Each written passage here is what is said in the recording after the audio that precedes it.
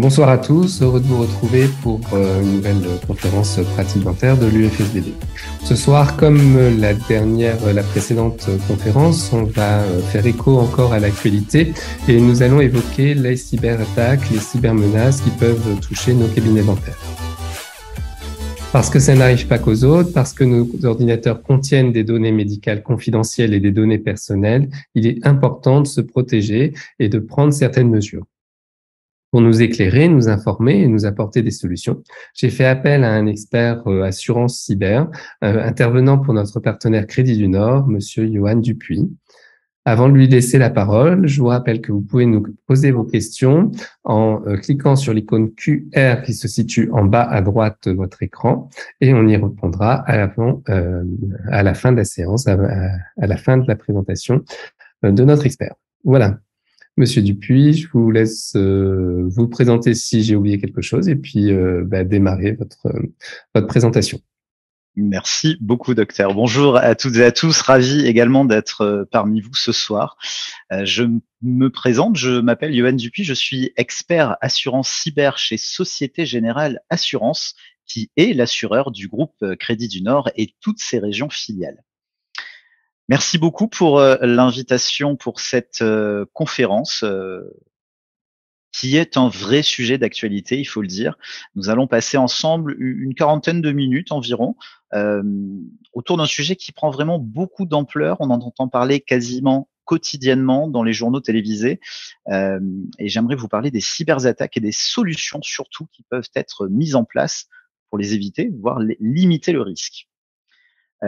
On vit une époque aujourd'hui qui est profondément marquée par la transformation numérique de l'économie et globalement bien de la société tout entière.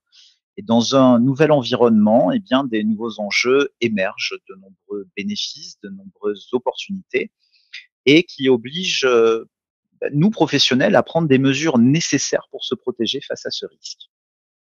Ce risque qui est une réalité incontournable, je le disais, pour tous les acteurs de la société, qu'on soit un État, qu'on soit patron d'entreprise, d'une association, qu'on soit profession libérale de santé, ou même particulier, nous sommes tous des cibles potentielles. N'oublions pas une chose, nos données personnelles, les données de nos clients, de nos partenaires, de nos fournisseurs, surtout, j'ai envie de dire, si on détient des données médicales, eh bien, nous sommes la cible de ces pirates. Alors, je vous propose, pour balayer le sujet, de faire un état des lieux et de vous donner quelques chiffres clés pour mesurer l'enjeu du cyber-risque et ensuite vous présenter quelles solutions de couverture nous pouvons mettre en face de ce risque au travers d'exemples pour illustrer mes propos. Un état des lieux et juste avant, je souhaiterais qu'on définisse réellement ce que c'est qu'une cyberattaque. Je précise bien qu'il s'agit de l'exploitation d'une faille par un cybercriminel portant atteinte à votre système informatique ou atteinte aux données numériques que vous conservez. Il faut bien qu'il y ait intrusion dans le système informatique pour qu'on parle réellement de cyberattaque. Pour les données numériques, ce sont celles vous appartenant, mais aussi celles qui vous sont confiées par des tiers, et que ce soit vos clients, vos collaborateurs. Il peut s'agir de données personnelles comme le prénom, le nom de famille, la date de naissance, mais aussi un numéro de carte vitale ou des données bancaires comme un RIB ou des numéros de carte bleue. L'atteinte au système informatique est plus explicite parce qu'on parle vraiment d'une intrusion, comme je le disais il y a quelques secondes, permettant soit une interruption du système informatique, soit son utilisation illégale. Alors évidemment, quelles sont les conséquences? On peut avoir des impacts immédiats comme des impacts à plus long terme. Immédiatement, votre cabinet peut être confronté à l'arrêt brutal du système informatique, alors que ce soit d'encaissement, de radiologie, tout aujourd'hui est relié à un système informatique qui peut entraîner un arrêt de votre activité et donc une perte des honoraires encaissés. Pour les impacts à plus long terme, cela peut avoir une incidence sur l'e-réputation, sur l'image de marque, et ça peut être également des avis déposés sur Google ou sur autres sites quand on touche à l'e-réputation. Cela peut entraîner des difficultés à attirer des nouveaux patients et surtout potentiellement quand on parle au sens plus large pour les entreprises, une perte de confiance et ça peut être aussi une perte de partenariats commerciaux. Une cybermenace en pleine croissance comme l'illustre l'actualité, et l'actualité en parle beaucoup parce qu'aujourd'hui, eh bien, personne ne semble épargné par la menace cyber. Il suffit d'allumer sa télévision ou sa radio et on entend parler quasi quotidiennement. Je vous donne quelques exemples d'entreprises comme l'entreprise Trigano, comme certaines collectivités, la mairie d'Angers, la mairie de La Rochelle, et plus inquiétant encore, des attaques envers les hôpitaux. On a beaucoup entendu parler de l'hôpital de Villefranche-sur-Saône, de Dax, et beaucoup plus récemment celui de Corbeil-Essonnes, et même de l'AP-HP. L'Assistance publique des hôpitaux de Paris a été victime d'une attaque informatique qui a entraîné une violation des données personnelles médicales pour 1,4 million de patients. Et je peux en parler parce que lorsque je me suis fait vacciner, eh bien à titre personnel, je me suis fait voler mes données médicales par l'intermédiaire de l'AP-HP et j'ai dû porter plainte auprès de la préfecture de police. Donc indirectement, mes données ont été potentiellement revendues sur un fameux dark web, donc un internet caché qu'utilisent les pirates pour revendre des fausses pièces d'identité, des fausses cartes bancaires ou encore des fausses cartes vitales. Alors on peut se demander pourquoi les attaquants s'en prennent aux hôpitaux. Ils se disent que compte tenu de la situation sanitaire, d'une situation tendue du service hospitalier, qui le met sous tension, l'hôpital sera plus enclin à verser dans l'urgence une somme d'argent qu'on va appeler une rançon. Si l'on regarde du côté des entreprises, la crise sanitaire qu'on a connue il y a quelques années et qu'on connaît encore moins importante qu'il y a quelques années, mais encore aujourd'hui, eh bien, cette crise a contribué à élargir le terrain de jeu des pirates. En effet, un bon nombre d'entreprises, dès le premier confinement, n'a pas eu d'autre choix que de lancer dans une transformation digitale à marche forcée pour tenter de maintenir au mieux leurs activités, avec notamment le recours au télétravail ou encore le développement du e-commerce. Il faut comprendre que ces habitudes de travail et usages de consommation ont certainement changé pour de bon et que les entreprises sont aujourd'hui beaucoup plus dépendantes du digital qu'elles ne l'étaient auparavant. Et ça, avec pour conséquence, en cas de risque cyber, eh bien que l'impact financier soit plus fort et surtout plus rapide. Le type d'attaque qui semble désormais la plus courante, c'est l'attaque qu'on va appeler par rançongiciel, ransomware en anglais. Le mode opératoire est souvent le même. L'attaque va débuter par une campagne d'email que vous allez potentiellement recevoir. Un email est adressé aux collaborateurs de l'entreprise ou du cabinet médical, l'invitant à cliquer sur un lien ou d'ouvrir une pièce jointe. Le message va généralement endosser l'identité d'une structure avec son logo, sa charte graphique, de façon à rendre l'email très crédible et ainsi optimiser le taux de clic. En ce moment, il faut savoir qu'il y a une grande campagne de phishing qui circule et qui endosse l'identité d'Amazon, du Trésor public, de la Poste, d'EDF ou encore de la Sécurité sociale. Et d'ailleurs, même à titre personnel, je pense que vous et moi, on en reçoit tous les jours. Quelques exemples également à vous partager. On le disait, les données médicales sont vraiment ciblées par les pirates. Vous avez à l'écran un dentiste qui a été piégé par usurpation d'identité.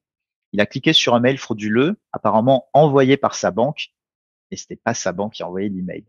Il s'est fait donc pirater son identifiant et son mot de passe, et un virement a été effectué à son insu. Un pharmacien également victime d'une demande de rançon, un programme informatique malveillant. Vous entendrez souvent parler de malware, c'est ces petits programmes malveillants qui vont s'immiscer dans l'ordinateur, qui vont pas toujours agir de suite. Il faut savoir qu'on a une moyenne de 201 jours d'observation avant que le virus intervienne réellement. Et là, ce pharmacien s'est vu bloquer tout son système informatique, donc les cartes vitales, les connexions mutuelles pour la télétransmission, les informations sur le stockage des médicaments, eh bien, ne sont plus du tout utilisables, sauf s'il paye une rançon. Et dans l'urgence, faut surtout pas le faire, mais dans l'urgence, eh bien, les professionnels ont tendance à payer la rançon pour être libérés au plus vite, mais ils n'ont aucune sécurité que le pirate donne ce qu'on appelle une clé de déchiffrement, c'est comme un mot de passe, qui va lever ce blocage informatique. Un notaire également qui s'est fait voler un fichier de transaction immobilière et ses clients se sont vus recevoir en son nom des factures d'honoraires réclamant le paiement d'une taxe rétroactive sur un faux site internet qui avait pris totalement l'identité de ce notaire. Donc, vous voyez, ça peut vraiment arriver à tout le monde. Un chiffre intéressant, c'est l'ANSSI. L'ANSSI, c'est l'Agence nationale de sécurité des systèmes informatiques, qui constate une augmentation conséquente du nombre d'intrusions avérées dans des systèmes d'information, plus 37% en 2021 par rapport à 2020. Et ces chiffres-là, malheureusement, ne continuent que d'augmenter. Une augmentation également de 255% des signalements d'attaques par rançongiciel, donc ces fameux logiciels qui vont bloquer le système en échange d'une demande de rançon, plus 255% en 2020. Donc, vous voyez, l'actualité en parle. On est sur une population de professionnels qui est visée. Il y a encore quelques années, c'était les plus grandes entreprises, mais qui ont pris beaucoup, qui ont investi beaucoup en ressources informatiques, qui ont installé tout un tas de prérequis aujourd'hui pour limiter les cyberattaques. Et aujourd'hui, les pirates, on le voit, s'orientent de plus en plus vers les professionnels. Que vous ayez 50, 200, 1000 salariés, c'est peut-être pas votre cas, mais il suffit d'un seul clic en fait, un seul clic sur un email frauduleux pour être victime malheureusement d'une cyberattaque.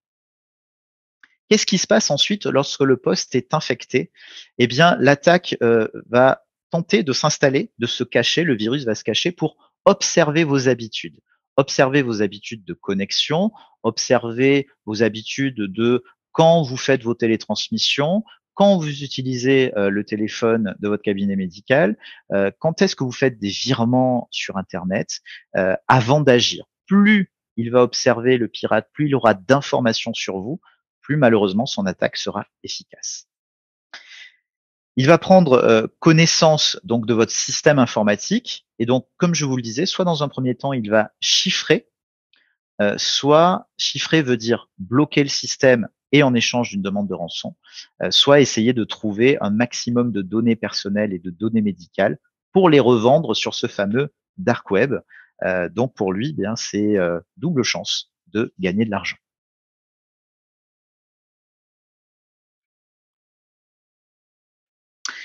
Cette préoccupation, je vous l'ai dit, est quasiment quotidienne et c'est forcément une réalité. Alors, je vous mets encore à l'écran des chiffres qui vous permettent de constater que les attaques se sont multipliées pendant l'épidémie mondiale en raison de plusieurs facteurs. Je vous le disais, l'augmentation du télétravail, la connexion sur des Wi-Fi publics, il faut vraiment éviter.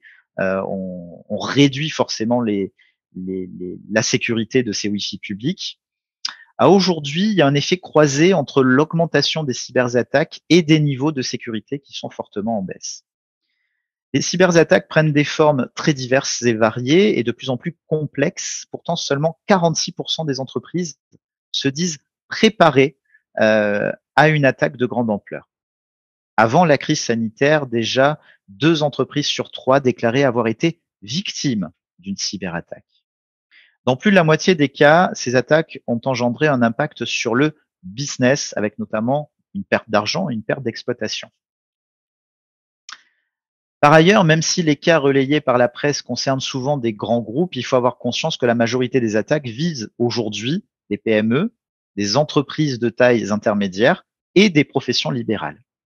La répartition est la suivante. On est sur 35% sur des grandes entreprises touchées, 37% sur des PME, petites et moyennes entreprises, et 25% sur des entreprises de tailles intermédiaires et 3% sur des associations. Dans de nombreux secteurs, la majorité des PME n'ont aucun responsable en charge de la cybersécurité et se contentent juste d'avoir un antivirus. Mais est-ce que c'est suffisant? Je ne pense pas. Les sinistres enregistrés par AIG, je vous en parlerai un peu plus loin dans la présentation, est notre partenaire co-assureur avec qui nous travaillons au quotidien. Assureur et spécialisé sur les cyberattaques depuis plus de 20 ans. Eh bien, les sinistres enregistrés chez notre co-assureur nous permettent de voir que les entreprises de toute taille sont ciblées, avec pour conséquence financière un coût des sinistres qui a explosé, avec une moyenne de 800 000 € en 2019. Enfin, même sans cyberattaque, vous avez un organisme de contrôle qui s'appelle la CNIL, qui constate lors de contrôle que beaucoup de manquements à la loi informatique et des libertés concernent des négligences en matière de sécurité qui pourraient être aisément évitées. Ces failles qui ont une incidence directe sur la vie privée des personnes concernées et qui sont souvent à l'origine de mises en demeure ou de sanctions. Il est bien de votre responsabilité en tant que professionnel de gérer des données personnelles et des données médicales. Et donc un coût moyen qui a vraiment explosé entre 2018 et 2019. On n'a pas des chiffres encore officiels plus récents, mais ça ne fait qu'augmenter, malheureusement. On vous l'a dit, il faut se protéger votre activité, protéger vos données. Quelles sont les conséquences aujourd'hui d'une cyberattaque? Je l'ai rapidement dit en introduction, mais le risque, c'est d'avoir un arrêt total de votre système informatique et le vol des données personnelles et confidentielles. Vous devez faire face à l'attaque en elle-même et trouver des solutions techniques pour la faire cesser. Vous pourriez également subir un coût financier lié à la perte d'exploitation si votre système informatique est paralysé. Et enfin, c'est un aspect non négligeable, c'est votre image. En tant que professionnel, je vous l'ai dit, vous êtes responsable des données. Moi, patient, je me fais voler des données médicales chez vous. Forcément, s'il y a vol de données personnelles ou médicales, je dois porter plainte. Si je porte plainte, je vais donc me retourner contre vous.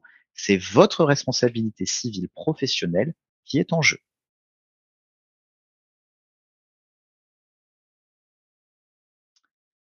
Pour cela, nous vous proposons chez Société Générale Assurance, donc qui est l'assureur du Crédit du Nord, une offre assurantielle qui permet de protéger votre activité. Elle n'est pas compliquée à comprendre. Vous le voyez à droite de votre écran, 3 blocs de garantie. Je vais les préciser un par un. Premier bloc, gestion de l'incident, qui est en gros de bénéficier à chaque instant d'une assistance en cas de cyberattaque. Autrement dit, on vous met à disposition des experts en informatique qui vont prendre la main sur le système, localiser le virus, et on va voir tout ça dans le détail. Un deuxième bloc de garantie, les dommages subis par l'assuré. Si vous êtes en perte financière, eh bien, nous prendrons en charge ces pertes d'exploitation et les frais supplémentaires pour redémarrer au plus rapidement possible votre activité. Et enfin, la responsabilité civile liée justement à une cyberattaque et donc répondre sereinement aux obligations réglementaires et à l'exercice de votre responsabilité civile. Vous avez juste une option sur le contrat qui est la surconsommation téléphonique et le cyberdétournement de fonds. Alors, je vais vous présenter les options avant de vous détailler les blocs de garantie. Ces options, elles sont très simples à comprendre. Tout à l'heure, je vous ai dit, le virus va se cacher dans le système informatique et peut-être pendant 201 jours va observer vos habitudes. Si vous avez un standard téléphonique ou une téléphonie reliée avec votre système informatique, on appelle ça par IP, eh bien, le pirate, qu'est-ce qu'il va faire quand vous ne travaillez pas, si vous ne travaillez pas le dimanche, par exemple, eh bien, le dimanche, il va déclencher des appels vers l'étranger, vers un numéro surtaxé qui lui appartient. Donc, ces appels fantômes qu'il va déclencher, il va encaisser la surtaxe. Et donc, vous allez avoir une facture téléphonique qui va exploser. Eh bien, dans la limite d'un certain montant, nous prendrons en charge le montant de cette facture téléphonique. C'est ça qu'on appelle la surconsommation téléphonique. Enfin, le cyberdétournement de fonds. Je vais prendre l'exemple que je suis chirurgien dentiste, j'ai un cabinet médical. Dans ce cabinet médical, eh bien, je travaille avec un assistant ou une assistante ou une secrétaire. Le 25 du mois, je vais verser leur salaire. Eh bien, là encore une fois, dans la nuit, par exemple à 4 heures du matin, si vous avez l'habitude de dormir à cette heure-ci, le pirate va s'introduire dans votre système informatique, va modifier les RIB pour enregistrer son propre RIB. Et vous, le 25 du mois, quand vous allez verser les salaires, eh bien, ces salaires, vous les avez versés, sauf que c'est lui qui va les encaisser. Et ça, c'est du cyberdétournement de fonds. Donc voilà, ce sont 2 exemples pour mieux comprendre les options. L'option, je la conseille, elle ne coûte que 10% du montant de la cotisation d'assurance. Malheureusement, le pirate, quand on est victime d'une cyberattaque, il va chercher par tous les moyens de gagner de l'argent. Voler des données, bloquer le système, demander une rançon, déclencher des appels à l'étranger et, s'il a accès à vos codes par Internet, eh bien, réaliser des virements à votre insu. Maintenant, si nous rentrons dans le détail. La gestion de l'incident, c'est cette fameuse assistance 24 heures sur 24 et 7 jours sur 7. Je suis victime d'une cyberattaque où j'ai une suspicion. J'ai cliqué sur un lien, je n'aurais pas dû cliquer dessus. Eh bien, j'appelle. On ne perd pas de temps. Plus on va être réactif, plus on va limiter les impacts d'une cyberattaque. Les 72 premières heures sont primordiales. Pourquoi? Parce que 80% des attaques sont déjouées dans ce délai. Et c'est la raison pour laquelle votre contrat doit vous mettre à disposition un service d'assistance 24 heures sur 24 et 7 jours sur 7. J'insiste vraiment là-dessus. Vous pouvez rencontrer de temps en temps des assurances qui vous proposent un service d'assistance du lundi au vendredi de 8h à 18h. Malheureusement, c'est pas pendant souvent les horaires de travail que les pirates interviennent, agissent. C'est très souvent la veille d'un week-end où on va peut-être manquer de vigilance et cliquer plus facilement. Et lui, après, il a tout le week-end pour agir. Donc, dès qu'on voit quelque chose d'anormal, dès qu'on a une suspicion, on téléphone très vite à l'assistance.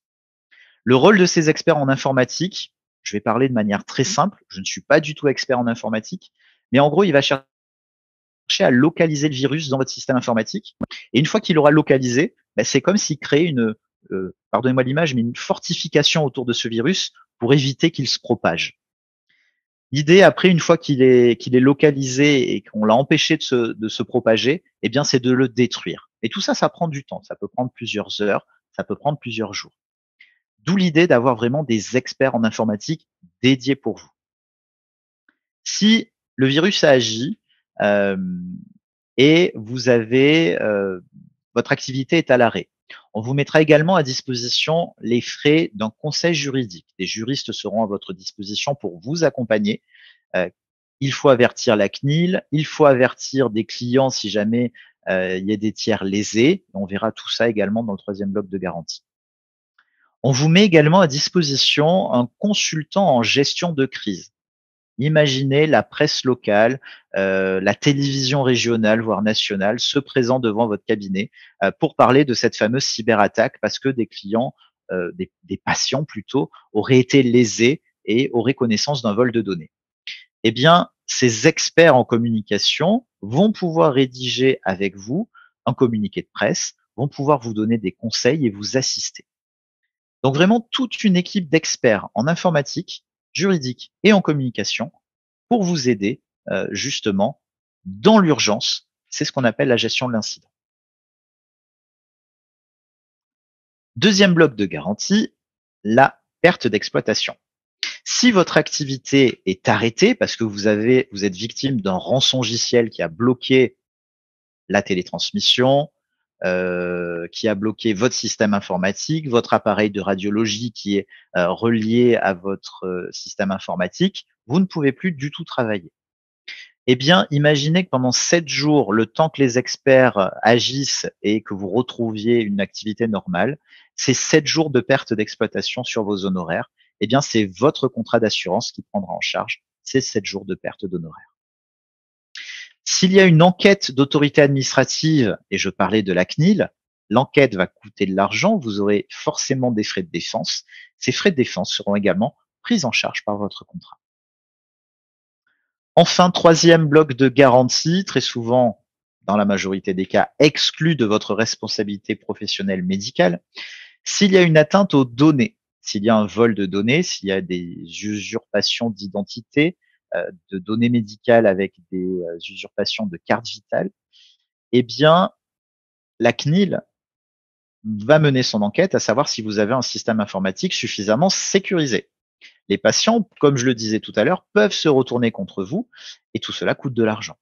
Eh bien, c'est votre responsabilité civile professionnelle dans le contrat cyber qui prendra en charge les conséquences pécuniaires en cas de réclamation d'un tiers.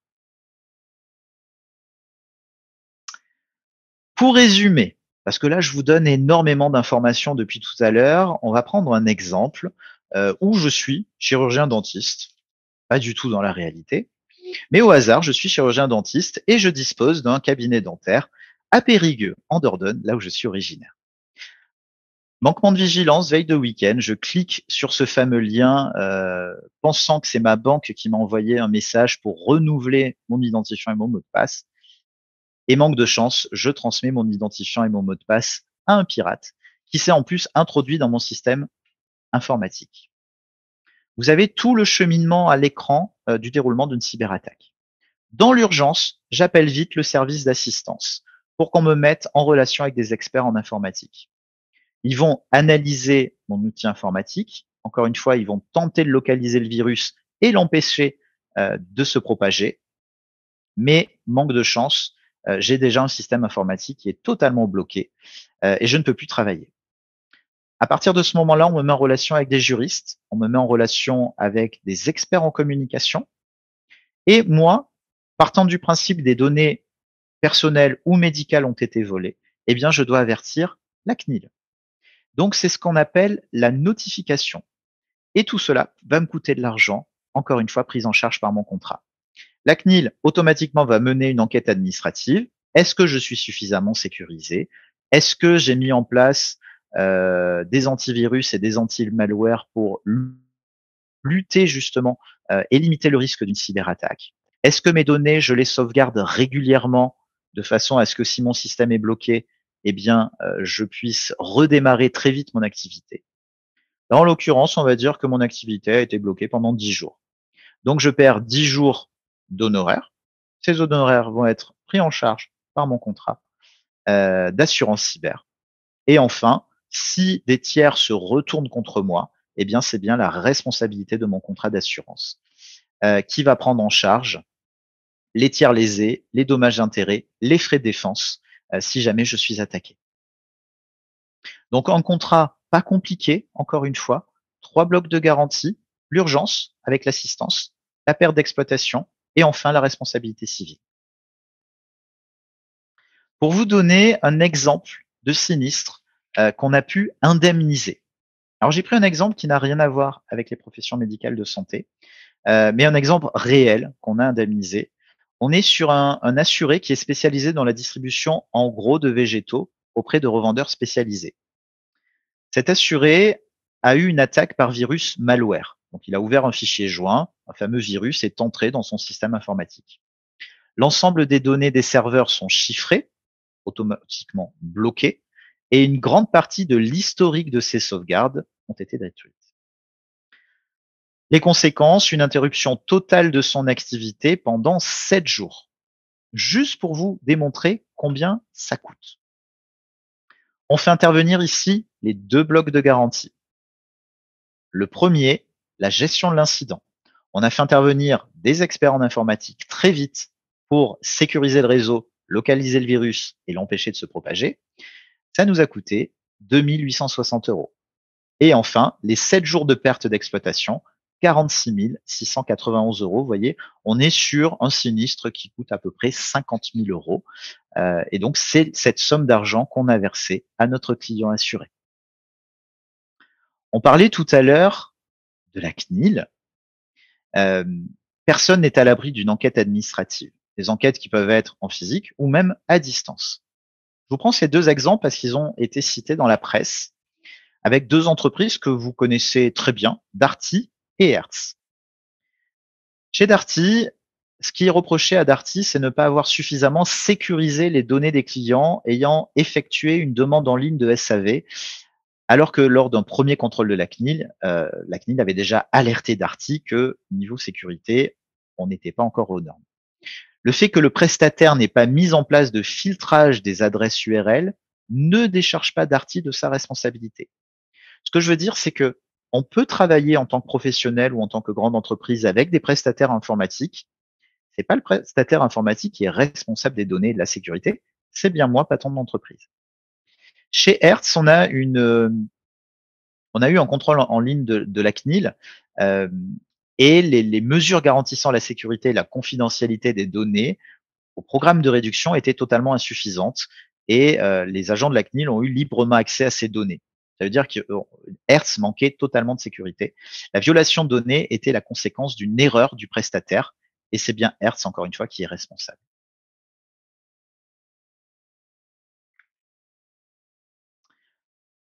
Pour terminer, encore une fois, je souhaitais vous donner quelques chiffres et je me suis basé sur des moyennes.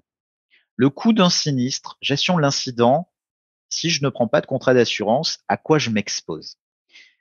Des experts en informatique, des experts en communication et des experts juridiques, on est en moyenne entre 1000 et 10 000 euros, à savoir est-ce que j'ai une petite structure ou une plus grosse structure. Les frais de défense, on est sur du minimum 5 000 euros. La perte d'exploitation va vraiment varier en fonction de votre activité et en fonction de votre chiffre d'affaires ou de vos honoraires déclarés. La durée de vie d'un sinistre, et c'est ce qui est rassurant, c'est que le fait qu'on fasse intervenir très vite des experts en informatique, dans 80% des cas, les attaques sont contrées en 72 heures. Et ça, je trouve ça très rassurant. Une réclamation, l'enquête d'une autorité administrative telle que la CNIL et une perte d'exploitation peuvent survenir dans un délai de quelques semaines à quelques années. On s'en rend pas toujours compte tout de suite. Quelques conseils, ne pas hésiter à réaliser un audit de votre système informatique. Et je vais vous parler d'un partenariat qu'on a, nous, au sein du groupe Crédit du Nord. On a un partenariat avec une entreprise qui s'appelle CyberSecNU.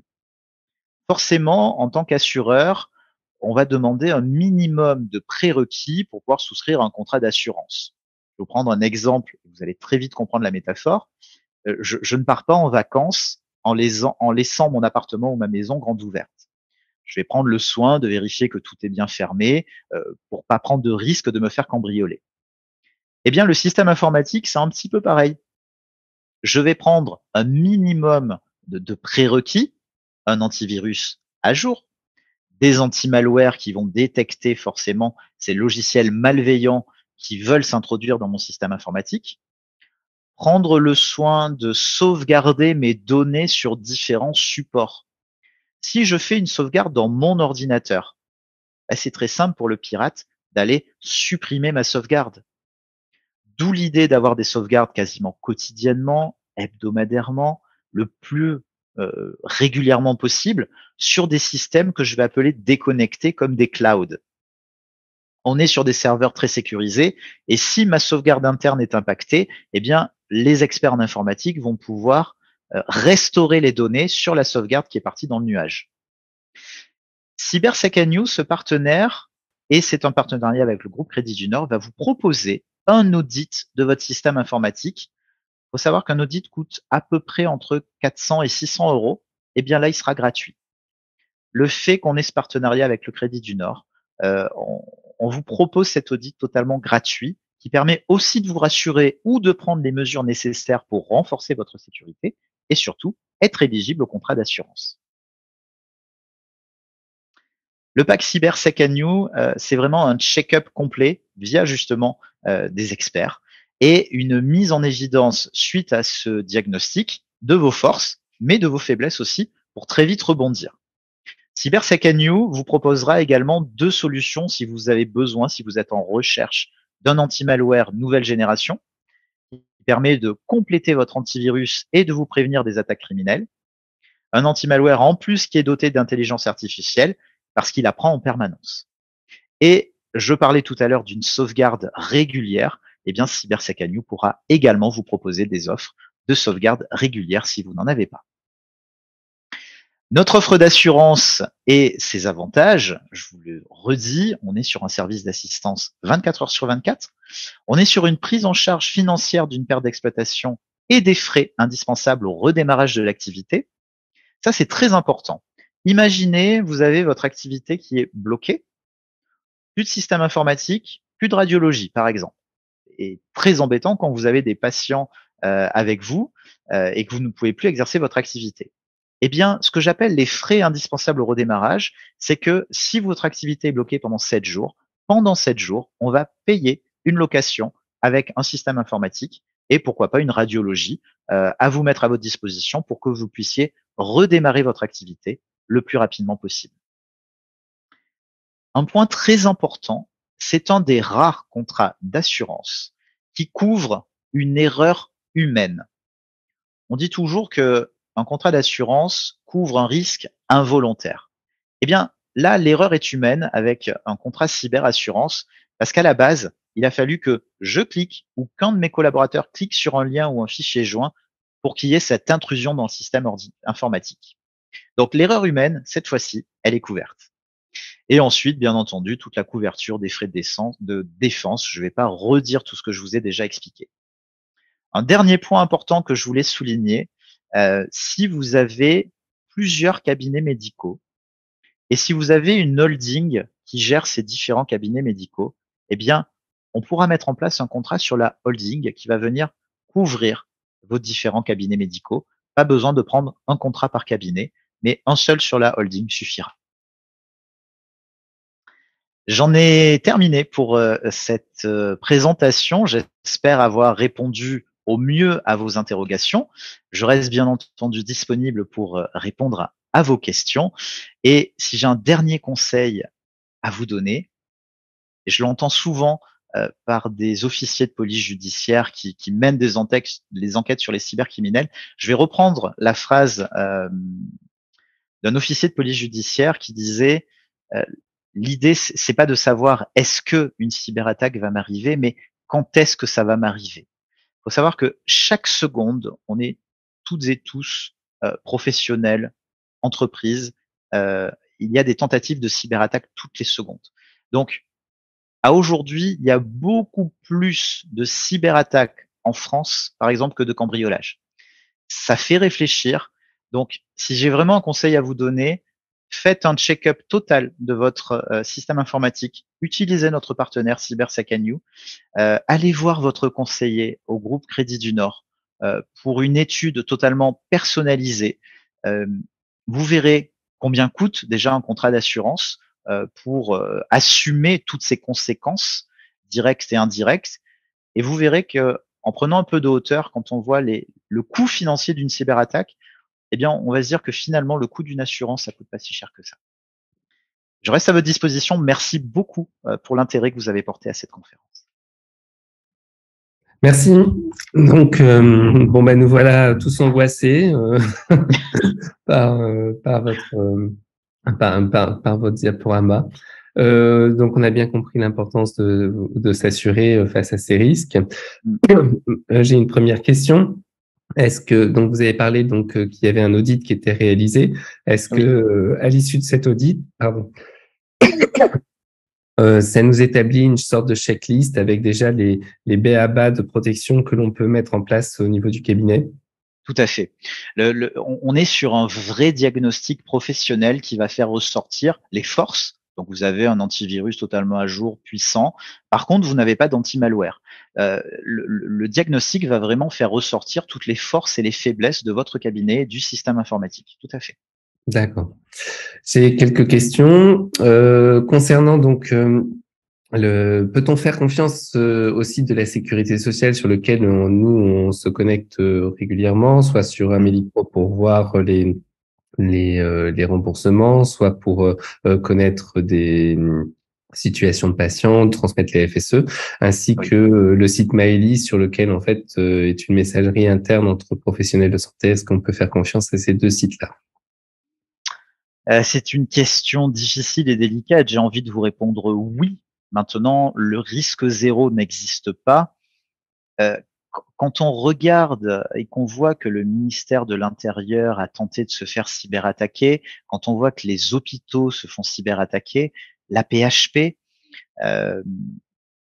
voilà, on peut avoir le maximum, encore une fois, de sécurité avec des anti-malware puissants, avec l'intelligence artificielle, avec une sensibilisation aussi des collaborateurs.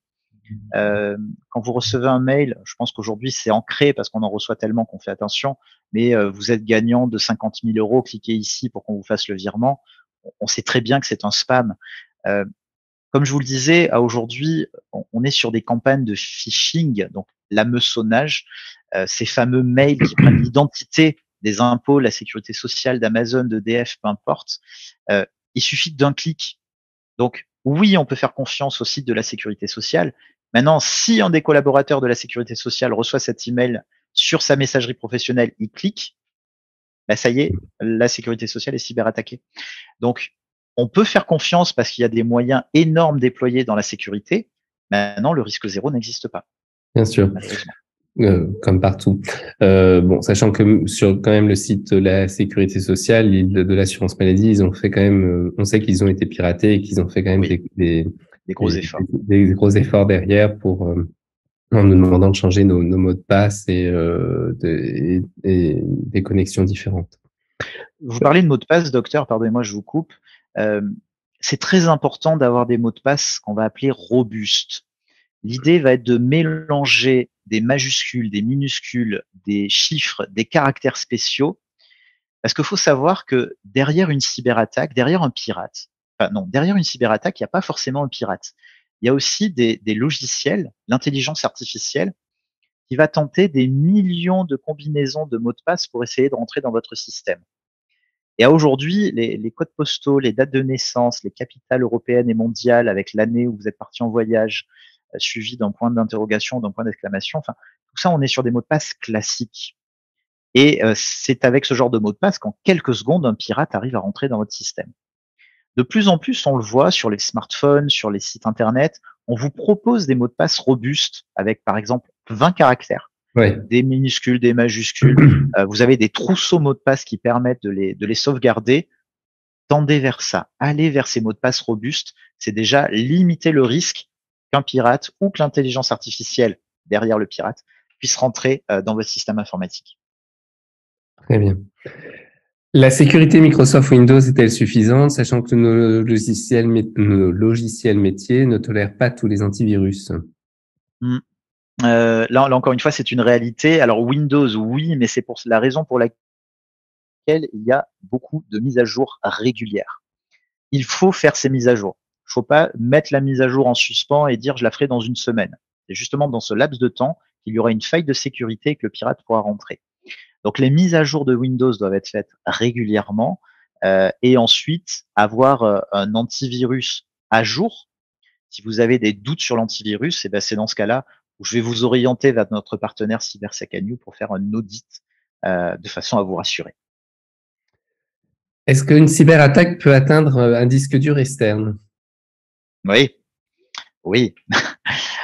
Si le logiciel malveillant est introduit dans votre ordinateur, donc il va s'intéresser aux données dans l'ordinateur en interne, mais lorsque vous allez brancher en USB votre disque dur externe, eh bien le virus peut très bien se propager. Comme le virus peut se propager dans votre standard téléphonique, comme votre virus peut se propager si les ordinateurs sont reliés en réseau au sein de votre structure, l'idée c'est qu'il se propage partout pour aller analyser, surveiller et puisse bloquer un maximum d'outils. Donc oui, le fait de le brancher en USB peut permettre une propagation du virus.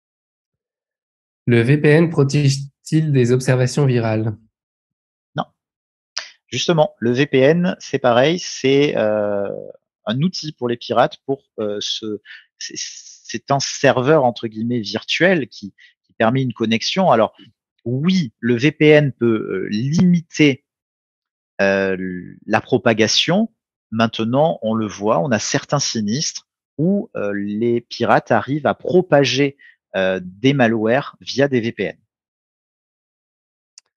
Si le système informatique est débranché hors travail, les virus peuvent-ils rentrer?